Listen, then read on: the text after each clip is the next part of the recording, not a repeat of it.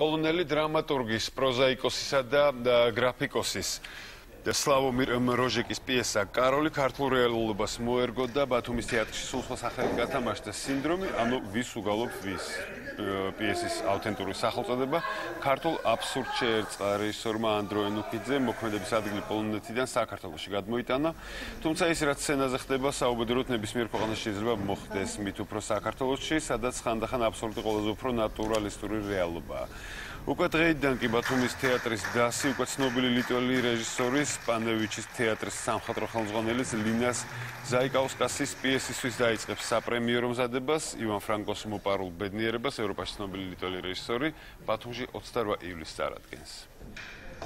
ეს არის აბსურდი, თითქოს აბსურდია, თითქოს არც არის, მაგრამ აბსურდს რო ვარქმევთ დღევანდელ დღეს და დღევანდელ ყოფას იმდენად ეჯახები ამ პიესიდან გამომდინარე, რომ ჩემი აზრით ეს აბსურდი არ არის. პირველად მომიწია ჩვენს თეატრში არც აბსურდული პიესაზე მუშაობა, ეს არის როჯეკის საკმაოდ გახმაურებული პიესა კარლი, რომლის მიხედვითაც გააკეთა ისცენირება ირაკლი სამსონაძემ. ამჟამად ჩვენს თეატრში მუშაობს უცნობილესი ევროპული თეატრის ლიტვური პანევიჩის თეატრის სამხატვრო ხელმძღვანელი ბატონი ლინას ზაიკაუსკასი. ძალიან საინტერესო ნაწარმოებია და რამდენიც მე ვიცი ძალიან საინტერესოდ მიდის მუშაობა.